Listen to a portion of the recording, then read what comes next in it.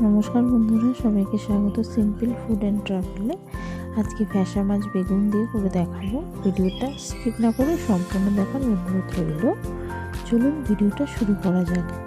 এখানে প্রথমে ফ্যাসা মাছগুলো ধুয়ে পরিষ্কার করে নুন আর পরিমাণ মতন হলুদ দিয়ে মাখিয়ে রেখে দিয়েছি। আর এদিকে কড়ার মধ্যে তেল গরম হতে দিয়েছি। তেলটা প্রায় গরম হয়ে গেছে।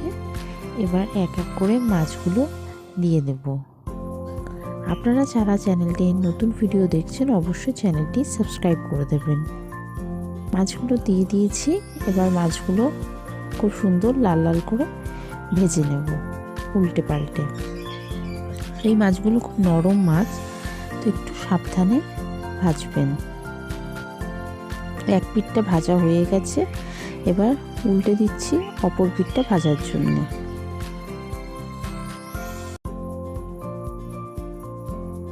মাছগুলো লাল লাল করে ভাজা হয়ে গেছে, এবার তুলে রেখে দেব। মাছগুলো তুলে রেখে দিচ্ছি।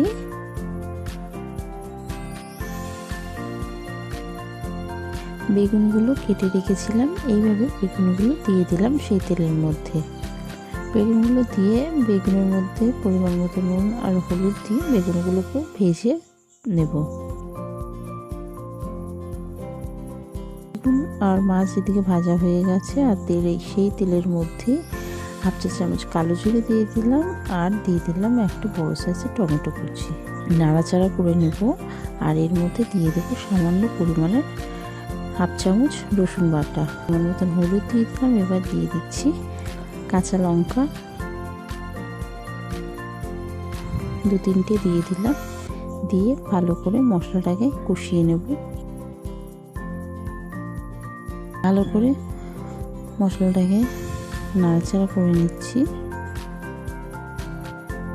এবার এর মধ্যে পরিমাণ মতন সামান্য জল দিয়ে দিলাম। সামান্য জল দিয়ে আবারও মশলাটাকে ভালো করে কষিয়ে নেব। এবার এর মধ্যে দিয়ে দিলাম হাফ চা চামচ ধনে গুঁড়ো আর জিরে গুঁড়ো দিয়ে মশলাটাকে আবারও ভালো করে নাড়াচাড়া করে নিচ্ছি।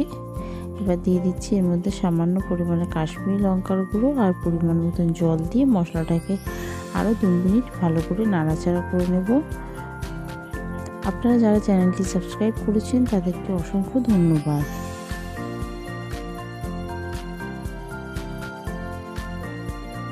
দু মিনিট ফুটে গেছে।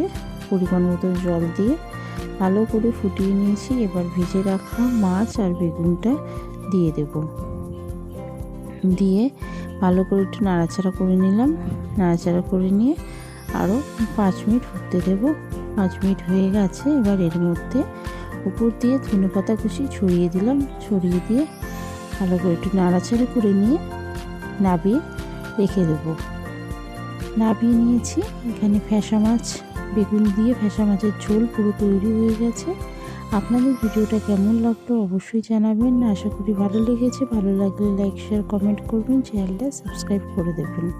পাশে থাকা বেল আইকনে ক্লিক করে দেবেন যাতে সবার আগে আপনার কাছে নোটিফিকেশন গিয়ে পৌঁছায়।